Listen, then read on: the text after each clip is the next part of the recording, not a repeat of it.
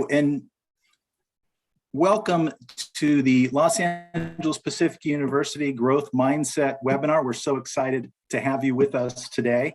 My name is Craig Brewer. I'm one of the assistant deans here at Los Angeles Pacific University, and our academic affairs team at LAPU, we're hosting a series of webinars focused on agile learning. And when we say agile learning, what we're really saying is we just are excited to have the opportunity to partner with you and others just to share our collective experiences and learn from one another as we go through the stages of learning and doing. And so we're excited to share a little bit today with you. Before I introduce the panel, I'd like to encourage you to join us for our next webinar. We've got another webinar coming up. It's titled Fostering Equity in Online Learning. We're excited about that. It's going to be held on January 25th, 2022 at 2 p.m. Pacific time. And Peggy just put a link in the chat box there. So if you click on the chat box, you should have a link to register for that event. We hope you do. We'd love to see you there for that as well.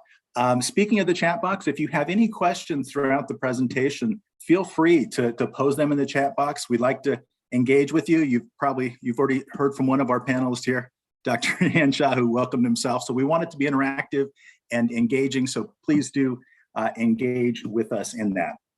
So at this point, let me introduce the panel that we have with us. And I wanted to say a special thanks to each and every one of them for coming together to connect today. So we have Dr. Todd Pfeiffer from Azusa Pacific University. He's an assistant professor and also the director of accreditation, assessment, and grants for the School of Business and Management. We also have Dr. George Hanshaw. He is the director of e-learning at Los Angeles Pacific University. And Miss Tara Lopez is one of our senior success coaches at Los Angeles Pacific University. So at this point, each of our panelists is going to just share briefly about their experience with the growth mindset perspective. And after that, what we'll do is we'll open it up to questions. But as I said earlier, if you have questions along the way, please feel free to put those in the chat box. So let me just start with recognizing Dr. George Hanshaw and asking you to get us started. Hey, thanks, Craig. Appreciate it. Thanks, everybody, for being here and showing up. And as I get started, I'm going to have just a quick part here. I'm curious. I'm the e-learning director for LAPU, and my focus is on really using mindset and grit. I don't really separate the two when we're looking at actual strategies and practices. So if you could, in the chat, post what some of you are doing to help build student grit, student growth mindset, as Carol Dweck coined it. What are you doing in your online classes that are working? And I want to share a couple things that are working really well for us, but I would love to hear what everybody else has as well, because I know that we're not the only ones that are diving into this kind of deeply. So please feel free to use that chat and let us know what's working. And from my perspective, like I said, we as a team have dove into Carol Dweck's research on growth mindset, as well as Angela Duckworth's research into grit. And we wanted to take a look and say, okay, how can we make this very practical for students? And a couple ways that we did that is in our English 101 and our Stats 280 course. So those beginning, because we know that English and statistics can create a lot of fear for everyone, right? Is there anybody out there that doesn't think that has had a different experience with a large student body in English and stats? So in English 101, what we actually did, it was kind of neat. We were able to use a values affirmation that linked in with mindset from Carol Dweck, where we asked about the mindset questions that we had in the very first discussion question. And we're finding that this makes a big deal, because we've done a couple other things, like right up front in week one, instead of having a high stakes paper or anything due, we broke out the projects and made it low stakes, and throughout the course, they become more high stakes. but having that values affirmation where they affirm that what they're bringing to the class is powerful, and then they get that feedback from the low stakes. So they may not do very well in the low stakes, but they get positive feedback. They get feedback that's going to help them grow. And when it becomes more high stakes, they're going to perform. So we found that that has worked very well. And in Stats 280 for mindset, what we did, we actually put in the mindset survey that Carol Dweck talks about, and had a discussion question about their feelings towards the scores that they received in that survey. We've been noticing that students perform better. Oh, Greg, he's used materials for Dweck and Duckworth in his reading class. So you actually have them read that material from the assignment, Greg? Because that's fantastic when they dive into that and use it. So those are just two ways that we've kind of connected with it. Oh, and the video. Yeah, there's a lot of fantastic videos out there, both by Carol Dweck and Angela Duckworth.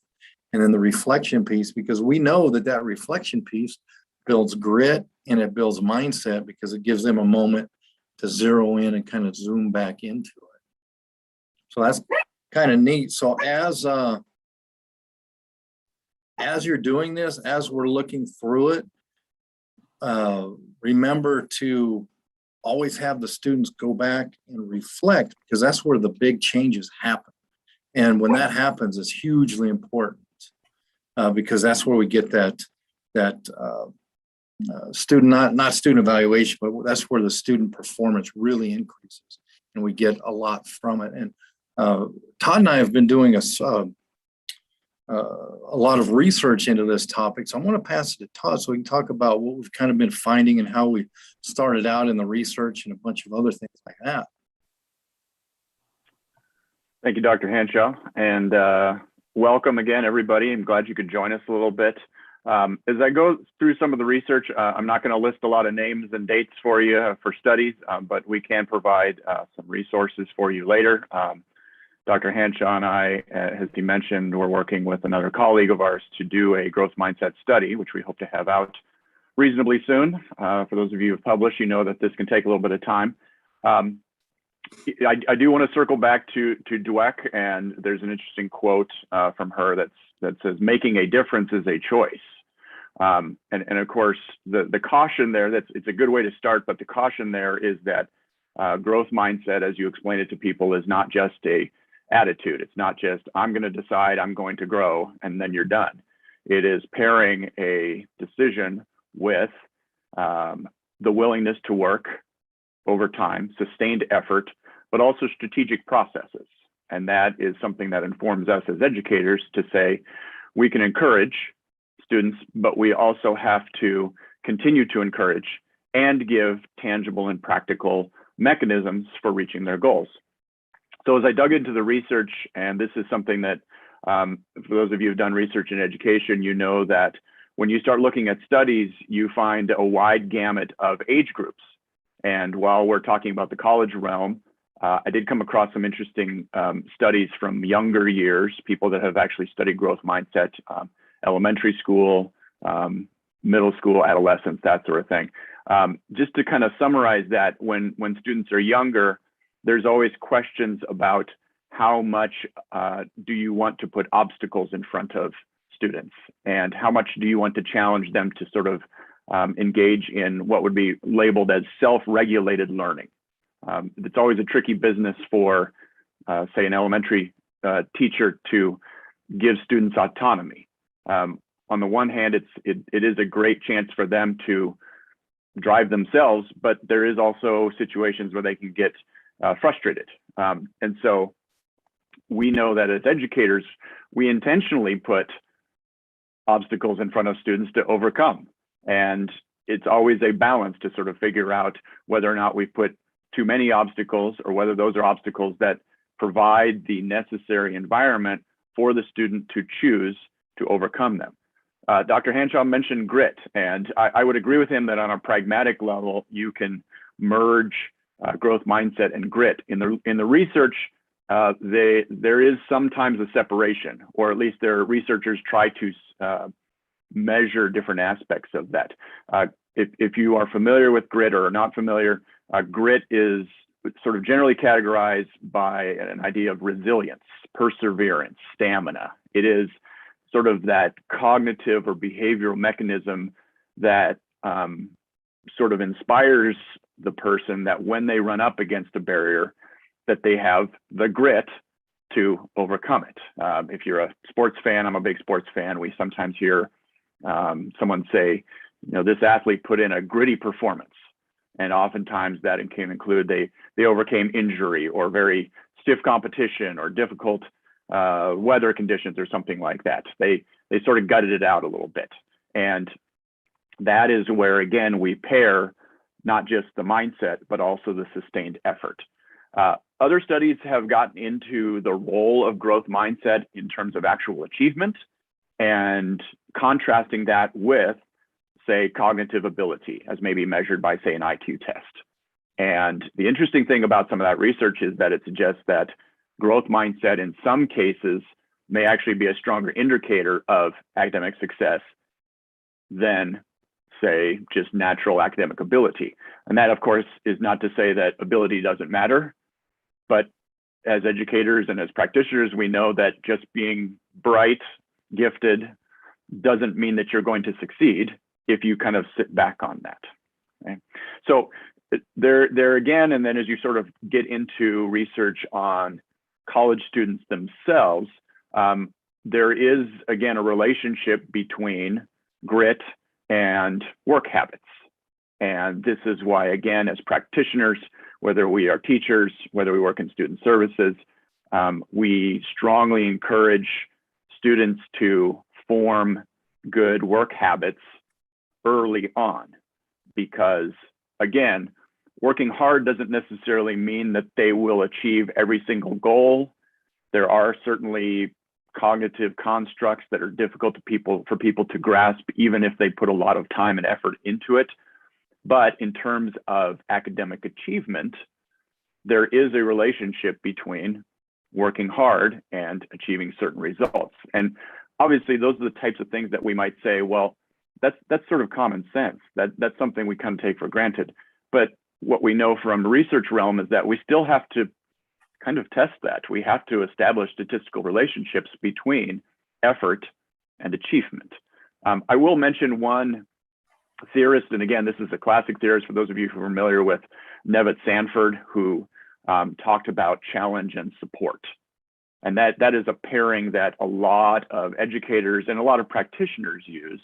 And as I mentioned before, one of the challenges is, how much do I put in front of a student? How much do I say, I'm going to have you overcome some obstacles in order to achieve this? Because again, fostering growth mindset is not necessarily about removing all the obstacles. We want them to grow. We want them to go to a different level. We want them to be able to navigate, because we are, as educators, preparing students to thrive in a complicated world. And inevitably, there are going to be barriers to success, whether they are personal, professional, in the environment, whatever it is. Okay. A couple other things, going back to growth mindset and academic performance.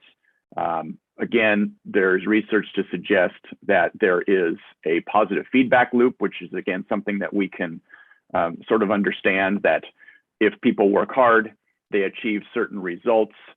That, again, encourages them to continue to work hard. In other words, they're sort of seeing the fruits of their labor. And again, our role as educators and practitioners is to encourage that and hopefully infuse into the students a belief that what we're saying is true. It can be frustrating sometimes when we say to people, hey, I promise, if you work hard, you're going to succeed.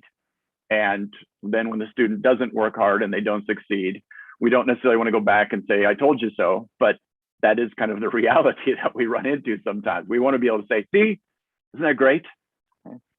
So, and related to that again, and this is, and I come from the student services side, sort of the academic affairs side, there are a great number of student development studies that link student success with, again, establishing these work habits early, finding sort of a sense of permanence early on in the college experience.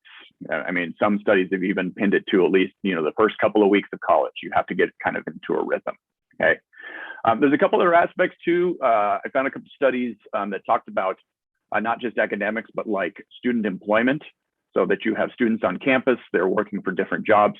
You can apply a growth mindset to a workplace where you say something like onboarding, giving students feedback, giving them different challenges as they grow.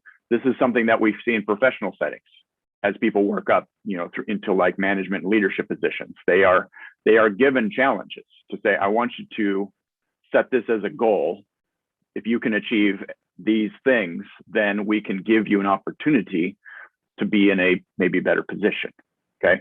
So one thing to just sort of keep in mind throughout this, and this is something again that Dweck talks about, is that growth mindset in the literature is found to be something that can be adopted.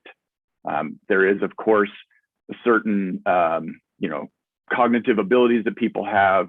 We talked about different learning styles. We talked about the just sort of the natural gifts that people have. But again, this is to a certain extent a choice, and we are as educators challenging them to make that choice. A couple of studies also talked about the fact that growth mindset is not just a path, but also sort of a destination, which makes it seem more fixed in a lot of ways, because it's not like saying, okay, I didn't have a growth mindset and now I do. But really what they mean is it is a fixed mindset of repeating this behavior. In other words, if you have a growth mindset, you continue to have a growth mindset. You continue to believe that you can achieve certain things. And a couple of those studies also use the phraseology of tools, which is a great reminder for us to sort of say, look, we can encourage and we can challenge, but we also have to give them opportunities to think through how this is actually done. Okay. Last couple things, and I'm going to run out of time here, but last couple things is that there are some studies that suggest that some of these interventions can actually be fairly brief. Obviously there's never a bad thing when you can spend more time to go over subject matter, unpack it, longer discussions, getting more detailed. But there does seem to be some research suggesting that these don't necessarily have to be incredibly long, complex programs or sort of mechanisms that you put in place in order to encourage this. And that doesn't necessarily mean that we should strive for brief, or that we should just assume that if we just mention it, it's all going to be good. But that is a positive thing, particularly in a lot of educational realms where there may be limited resources, limited time, limited staff who can engage in some of this. And so if there is data to suggest that we can do this sort of briefly, that's good news. Just a quick note, and this is something that I do in a lot of classes these days. There is, of course, sort of a COVID disclaimer on everything that we're doing these days. The growth mindset maybe looks different. And I know that there's going to be a ton of studies that come out in the next decade about how we encourage via screen versus in person, what sort of digital tools that we're giving people, and how people are sort of navigating challenges, because we more and more, and not just because of the pandemic, but more and more we have online students, we have people in different environments. Sometimes they're in front of us, sometimes they're not. And so we have to sort of think through the ramifications of that. And then last but not least, I'll say the same thing that every research study says, there is a need for additional research.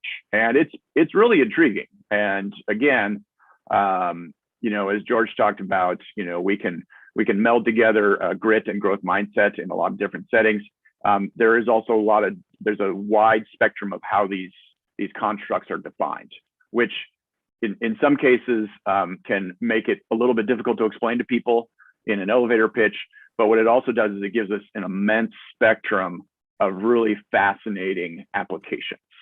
And so that's my quick summary on the research. A lot of the studies are fairly new. They're fairly recent. This is really an area that seems to be something that people are focusing on. And so that's pretty exciting. So I will hand that back, and we'll keep going. Thank you so much, Todd, for that update. Next, I'm going to turn it over to Tara Lopez, who is one of our senior success coaches at LAPU, that's going to share a little bit about how she incorporates growth mindset. Thanks very much, Craig. I want to start off with just the knowledge that many of you may not know. At Los Angeles Pacific University, we serve a lot of adult learners and a lot of people who are what would be considered non-traditional.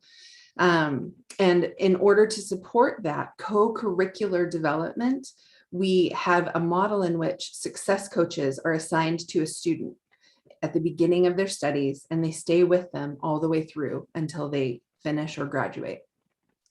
And so the practices that, Todd was alluding to are something that we get to come alongside them in real time.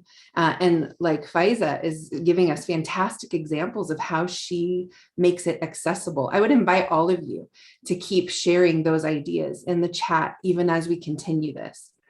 I'm suspecting that most of you are here as a proponent of growth mindset. Skeptics don't usually come to webinars such as this.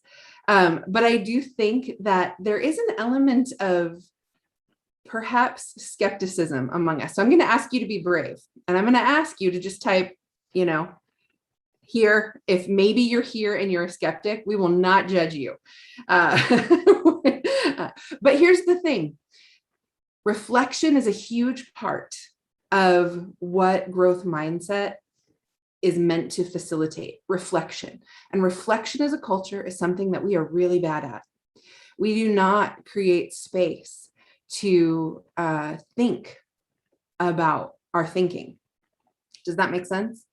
So as we're talking about reflecting, and Todd's bringing in things about the tangible practices, and barriers, we're not trying to remove barriers. We're trying to help students be strengthened to come over those barriers. And the key ingredient in that is perseverance. And how do you develop perseverance in people when they're flagging? I mean, I've been at a marathon at the 17-mile mark, cheering a friend on when she was running, because Lord knows I wasn't running a marathon, but I was cheering her on running that marathon. But that 17-mile mark is lonely. People can get in their heads a little bit. And when you get in your heads, you get caught in this loop of thinking that says, I can't do this. I have to quit. I can't do this. And it becomes this, spiral. And so our role as educators and practitioners, say that 10 times fast, is a little bit like the 17-mile mark cheerleader. We've got to interrupt whatever feedback loop our students are living in, and we've got to interrupt that process that's inclined to just pull them out of the race. So if you feel a little bit like growth mindset is, we talk the talk. It's positive psychology. Who doesn't love talking about positive things? You might, again, be a skeptic that's here saying I think I can mentality worked in kindergarten, but it doesn't so much work for my adult learners. There's a little bit of guidance I want to offer you here. First, I want to lay the foundation for the fact that at LAPU, as a Christian organization, there is a model from a biblical example that says that we rejoice even in suffering, because suffering produces perseverance, and perseverance produces character, and character, hope. And even the biblical model of whether you're a Christian or not, people like to think that hope begins with positive thinking. But as Todd was pointing out in the research, hope actually starts with suffering. It starts with a barrier. It starts with something that's really hard to overcome. And if we persevere through it, then we are changed, and character is formed in us through that experience. And that is where hope resides. I think one of the key things about growth mindset I want us to kind of come around today is the fact that we can have a fixed mindset and a growth mindset all at the same time. And even some ways, if we don't reflect, thanks for your comment, William. I definitely see that.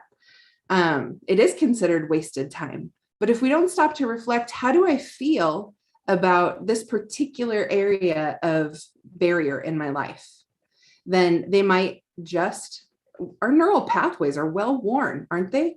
We will default to the most fundamental, most simple way of thinking.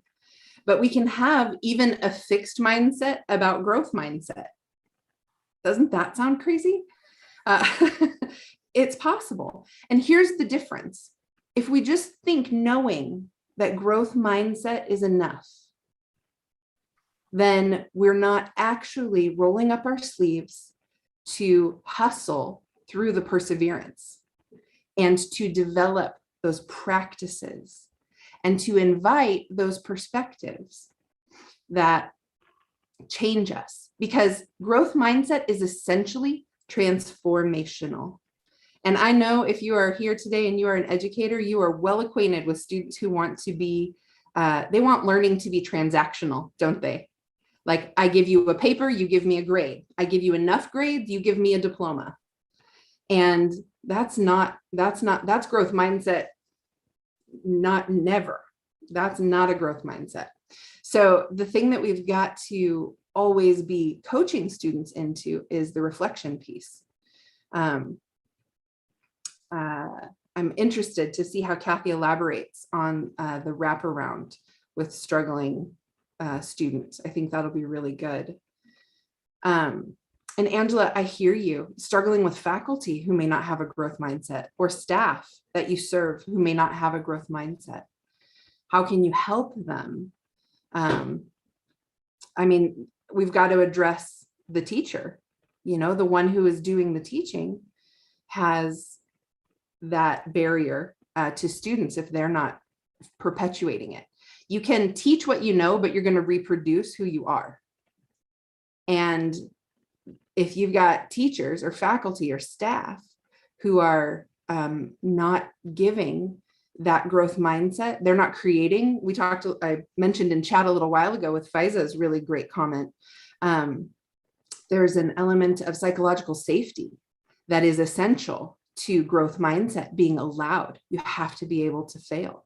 You have to be able to try again, but you can't just do more of the same and expect a different result. And that's why perspective is so essential. So feedback from your professors, feedback as a boss to your staff or as a dean to your faculty, those feedback loops matter so much more than you can ever imagine, because people inherently want to succeed.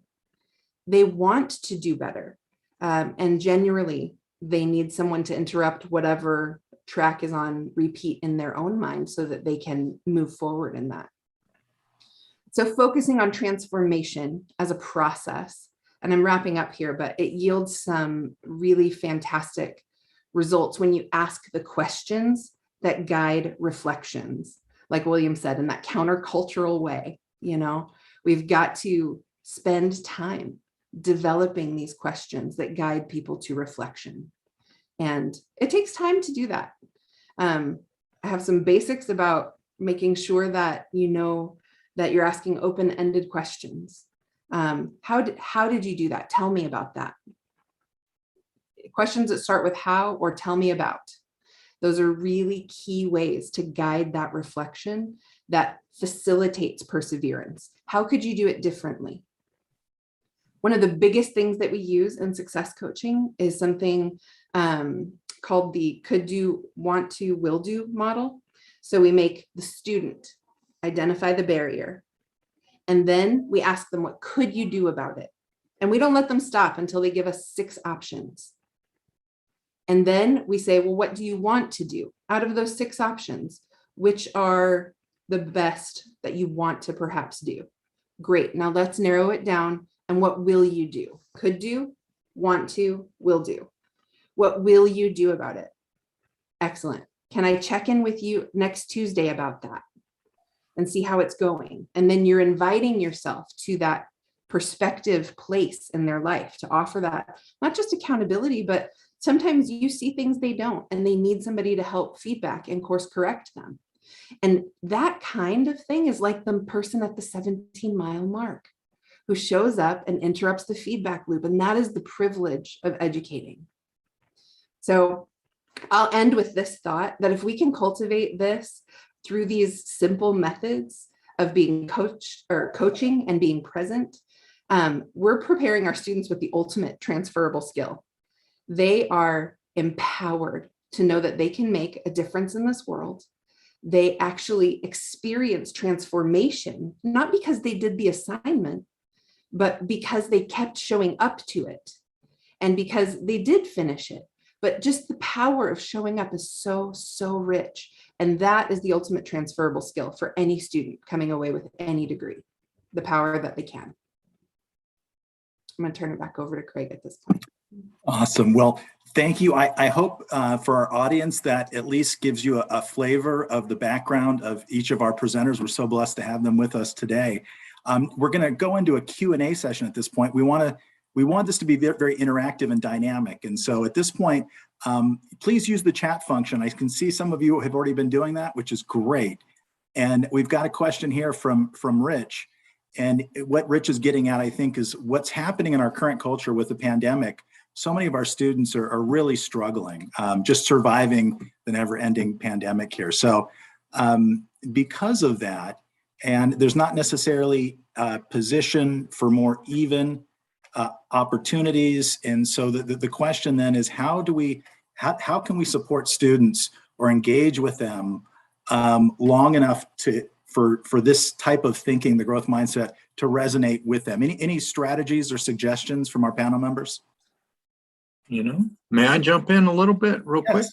I'll keep it short and then give it over to Todd and Tara as well. But one thing that probably everyone here has heard me say 10,000 times is lead with empathy and show up with generosity. So just the simple understanding of what they're going through and leading with empathy, because as a professor, teacher, instructor, you are the leader in that classroom.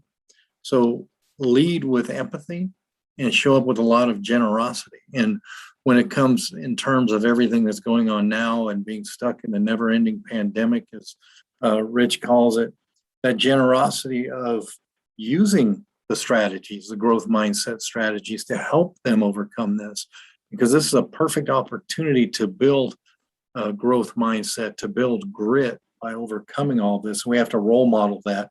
So my perspective would be role modeling and then using as many strategies as you can within your classroom, like the values affirmations and things like that, to get them focused on something bigger than their self, something better than just self, something after the pandemic. And really, when they look at that, that's just a matter of the way we speak to them. We just get them future focused with that growth mindset. And that's what I've personally seen that's worked in the classroom for me. I'd love to hear what other people have to say. Yeah, I would agree with George that one of the challenges, or one of the things to do just as a person, is just to be a fellow human being and express, whether it is sympathy or empathy for what people are going through. And again, it's a balance there of saying challenge and support, or is it support and challenge? So, okay, I care about you. I want you to be able to overcome this. I also want you to continue to achieve. I think for me, it's sometimes, Tara talked about sort of listing what you're trying to accomplish. What are your immediate goals? And I think sometimes students get into crisis sometimes, and they start to project down the road. Well, if I don't do this, then this will happen, and this and this and this and this. And I sort of go, okay, I'm glad you're thinking. I'm glad you're aware that there are ramifications, long-term ramifications to what you're dealing with right now. Well, let's deal with right now. Let's go for what we're trying to achieve right now. If an obstacle is, okay, something as simple as you've got a crisis and your paper is going to be late, well, let's talk about what that's going to look like. Or you're not quite sure how to go to this next thing. And obviously we as educators, It's kind of walk a fine line sometimes between sort of flexibility and then just it being kind of the wild, wild west of letting people do whatever they want, because there's always people in crisis. But I think it's also sometimes about trying to orient students' perspectives on what achievement looks like. Because, for example, I mostly teach grad students these days, and I still get students sometimes that focus almost exclusively on the grade. And I'm glad they want to achieve a certain grade, but I also challenge them sometimes to say, is that the goal? Is the letter? Are you learning? Are you applying this material? Do you understand what you're getting in this class? Yes. So then is it as important? Are you getting distracted again by trying to achieve a letter? I'm not going to discourage you trying to achieve a letter, but at the same time, I want to say, look, we're here to learn. Yes. So if you get a B+ and you learned and you can apply this to your situation, I'm a little happier than that. Then maybe you jumped through all the hoops and you did everything by the rubric and you got an A, but the material didn't maybe penetrate as deeply as I hoped it did from a student learning outcome standpoint. So I just want to say amen to that. I think in alignment with Todd, with what Todd has been saying, responding to Rich's question is a lot like Maslow's hierarchy of needs.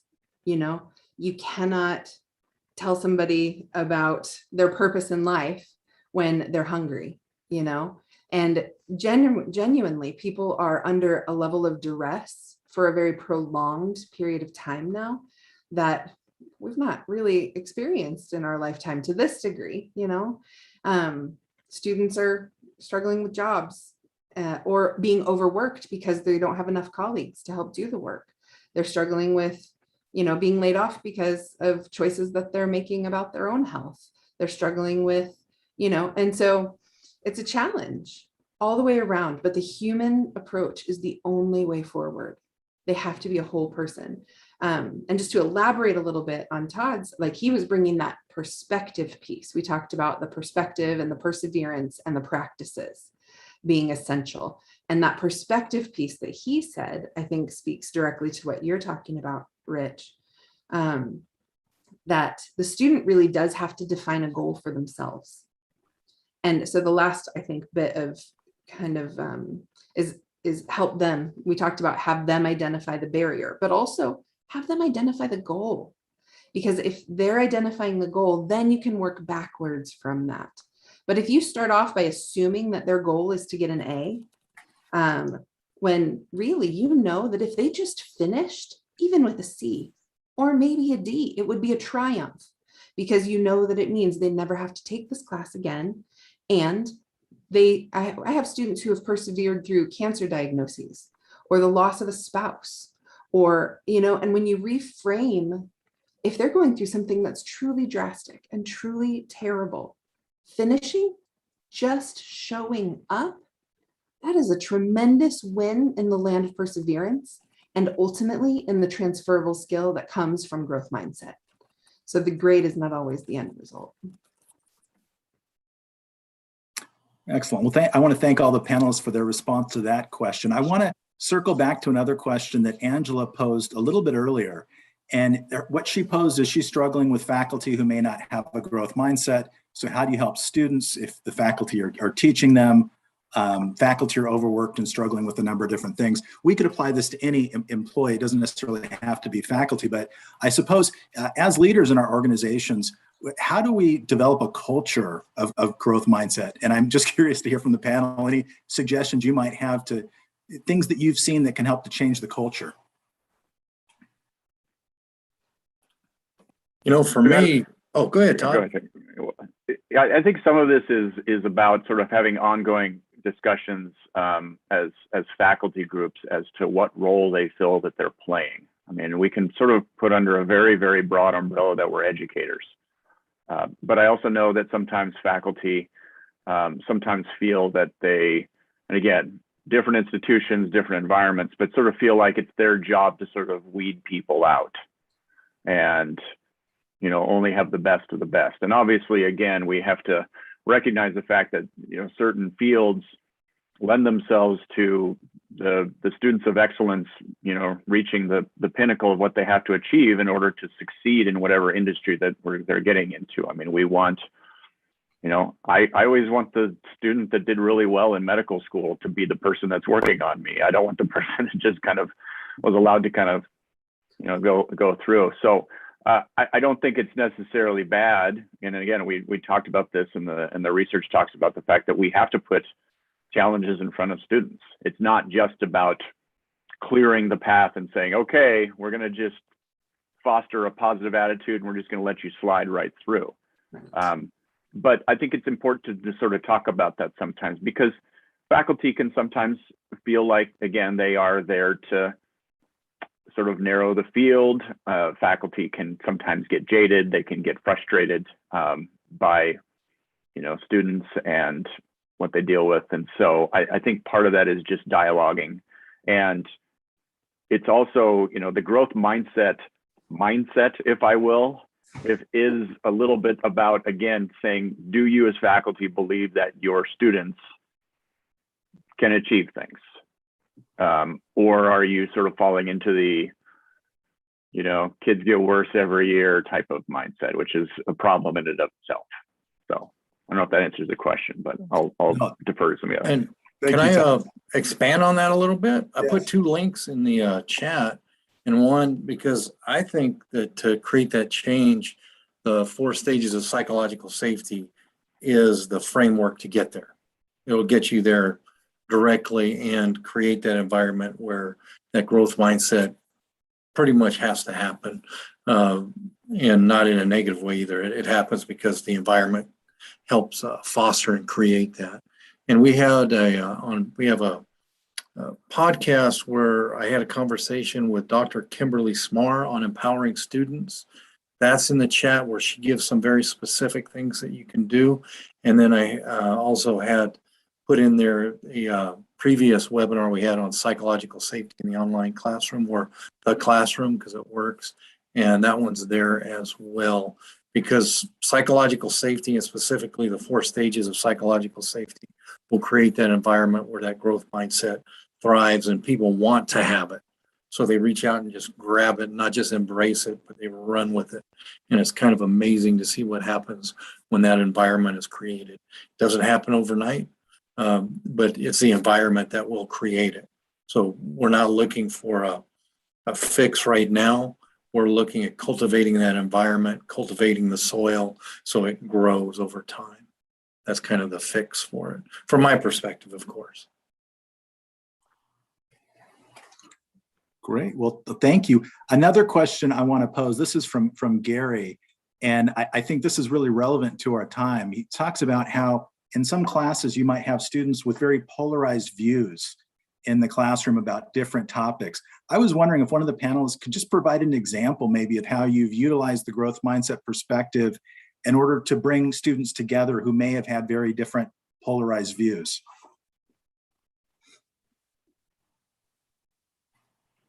I've been talking a lot. You want me to go on that one? Because I love that topic. These are some of my favorite topics. Then Sure, I'll just George. be quiet. Sorry. Keep going, George. Us as a leader in the classroom, showing up with empathy and generosity, we also show up, part of that generosity is showing up, being able to role model how we disagree. Because if we have a classroom where there's no disagreement, somebody's just kind of sliding by, right? And especially sometimes there's polarized opinions. That's our opportunity to role model and help people learn how to have discussions even when they are at polar opposites, because that's how things happen. So I would say the role modeling and putting yourself in that position first, and then creating that, using the 4 stages of psychological safety to create that environment where it can happen. And people feel included in the conversation, even if they're seem to have a polarized view on it. So role model it, show up with generosity, and then guide as the discussion is happening as that facilitator or teacher, rather than just letting the conversation go. You want to be that guide to help. So after you role model it, then you help guide that discussion. I've seen that work. Nothing's 100%. I would love to hear what Tara, Todd, or someone in the chat, Craig, would say to that. Yeah, I think one of the things that I try to do as an instructor is foster an environment of critical thinking in terms of formulating viewpoints. And I will always encourage students that when they have differences of opinion with somebody, it's less about you continuing to share your opinion, maybe getting louder. Yeah, I mean, sometimes I'll say, if you want to win an argument, just start asking questions. Ask questions, ask questions, ask questions, ask questions. And it's, again, not so much about winning, it's not about conquering your opponent, but it's about saying, can you articulate your viewpoint? And this is sort of applying a growth mindset to your ideology. You believe something, great. Where did that come from? Unpack it for me. And we sort of do the same thing with the growth mindset when we pair, again, attitude with destination. And someone says, I want to someday accomplish this. Well, that's great. That's a cool goal. How are we going to do that? What are the steps? Have you thought through the steps? Let's talk about what the steps are. Okay. And if you establish the steps, then can you say, can you think of things that might pop up that would get in the way of some of these steps? And if those do happen, what are you going to do about that? So, for example, I teach a ethical leadership class in the MBA program. And so we encounter all sorts of different viewpoints. But most of the time, I'm not looking for, people have a misunderstanding of ethics classes sometimes, but I'm going to stand up there and say, all right, everybody, this is the way you're supposed to think about things. I'm there to say, can you articulate why you believe what you believe? Not just what, but can you articulate the why? And I will ask some of the questions and unpack that a little bit. You know, I think one of the things, and this is a little bit of a caveat in general, and I appreciate Tara saying earlier that you know, we can present this as a really wonderful construct, but it's not perfect, and it's not a one size fits all. Growth mindset looks so very different, a lot of different things. And I apologize, I didn't mean to skip over this part, but there are some studies that question the effectiveness of growth mindset across different student populations, which is not, you know, a crazy idea to hear. We know this, that lots of the mechanisms we put into our process are not one size fits all.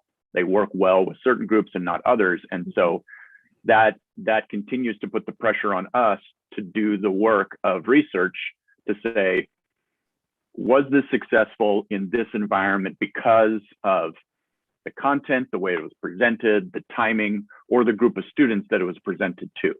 That's the thing that we have to try to sort of suss out over time, which is interesting, but it also takes some time for us to try to come up with those correlations so that we can realize, okay, this is the best mechanism for this group of students, but maybe I tweak it for somebody else.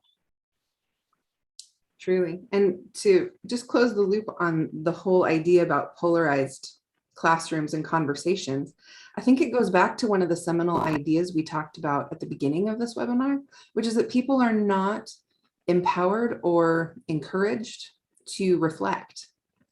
And I sometimes think as faculty, we have to set the stage for that too. We have to say, this is not an exercise in winning an argument. You know, this is an exercise in thinking critically. And when, I mean, I think we all have evidence of our lives of places, maybe Thanksgiving dinner is one of them, where the only goal around the table is to win, you know, the argument. I hope that's not the case for you, but culturally, we really have lost the art of thinking. And so I think sometimes you can plant a seed. And those, they could be as, I mean, this would create a visceral response, but it would be a challenging question to say, what if that person is right? They may not be, they may be out in left field, but what if you challenged the students in your class to take a growth mindset? And also, I think we underestimate the value of calling something out and identifying what it is we're leading them in. So we're going to take a growth mindset toward this very controversial topic. And we're going to ask ourselves some questions that might feel really uncomfortable. And we're going to sit with that discomfort for a minute. And then we're going to dialogue about the gaps that we see, you know, and guiding things in conversation. Like, we literally have to teach students to reflect, and internally as well as in community. And reflecting in community, oh, I wish we could teach a master class on that. I think the world would be a much nicer place if we could learn to reflect in community together. But I'll get off my soapbox. Great. Well, we got another comment from Wayne here in the audience, and he brought up something that I just want to share with the panel here. He talks about Lakoff and Johnson using metaphors that we live by, and talking about how in English speaking cultures, we oftentimes use a war for a metaphor about debate, and then pose the question. But he challenges us, what if we thought about the metaphor is dance instead of war? Just an excellent example of mindset and how we look at things. So I'd love to get your thoughts as a panel on that. Yeah, I think in some ways that's again where we have to recognize our own limits. I've grown up with a certain cultural mindset, and so just assuming that everybody orients their life the same way I do is simply inaccurate. And so that's a good observation from Wayne, in that again, the mechanisms by which we encourage this. There's a real mixture of again, shall we say, logical structures and feelings. And even, and I wholeheartedly agree with Tara that reflection is a wonderful thing, but I also know, having encountered students from around the world, reflection means very different things to very different people. That's true. The very question of what do you think about this it's got a lot of sort of baggage to it. It's an interesting way to sort of explore. Yeah. But asking people to express, asking people to anticipate, and I think too, and if you're at all familiar with StrengthsFinder, one of the strengths is connectedness, and which usually is, you might think it's more about relationships, but it's really more about sort of seeing how all the dots sort of progress and sort of anticipating, okay, these are the things that might happen down the road. Some people are better than that than others. And so, when you say, I want you to think about, where you want to go, how you're going to get there. Some people live in the moment, and some people have more of a future orientation. And so trying to get people to think long-term versus short-term. And ultimately I have to keep reminding myself sometimes that I'm a college professor now, but when I was, young and in freshman in college, I wasn't thinking many years down the road. I was thinking about what I was going to do this weekend. And so, growth mindset it's a process. So. And when I think of that statement, I think when we dance, where our movement influences our partner's movement. So it's about influence rather than victory, rather than seeing ourselves as being the victor over the debate. It's about influencing and really being able to understand where that person's coming from, and have that, so that helps us to seek understanding, so we know where they're coming from, and then we could see where that differing opinion kind of lies, so we gain the insight as well.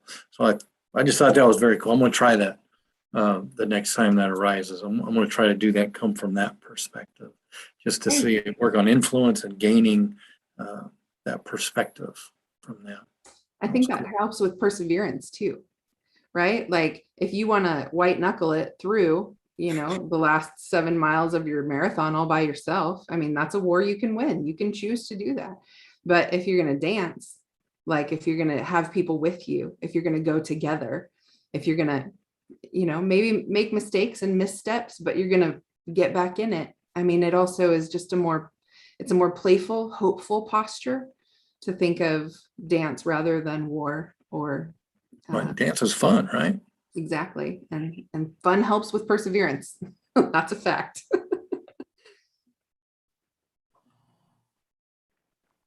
Great. Well, we have time for another question from the audience, so please use that chat box. While we're doing that, Tara, there was a question about the success coach training, Yeah, that came up here. If you wouldn't mind just sharing a little bit about the type of training that we provide at LAPU for success coaches, that would be great. of course. So growth mindset is a huge part of our curriculum. And I mentioned it, but what we really do lean into is kind of a five-fold approach to co-curricular reinforcements. I mean, co-curricular things happen differently for different students at different seasons of life. So I can only, as you're asking about what do we do at LAPU, I can tell you we have developed this training. It involves 5 things. The first is overcoming obstacles. The second is goal orientation. The third is growth mindset. The fourth is strengths development, which I love Todd brought that in. Connectedness is actually my number 1 in case you're an input person and you're interested in things like that. And then the 5th one is spiritual formation.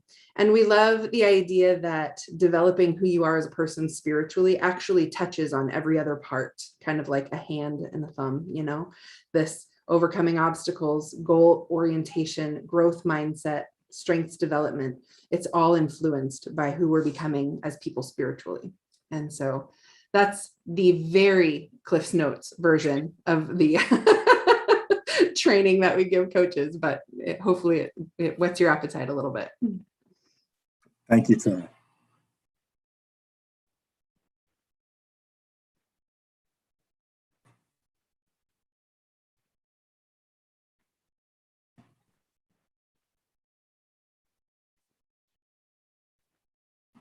All right, we've got a question here. Differences between them, we're going back to the differences between the metaphors of war and dance. Primary objective of war is winning, whereas primary objective of dance is creating something beautiful with another person. That's good. It doesn't feel like very many of our learning moments are like that these days. I think our learning moments tend to be to prove a point or to establish our worth or to advance the ranks, or, you know, it's that transactional again versus transformational moment. It is such a seed bed for everything that happens in regard to growth mindset.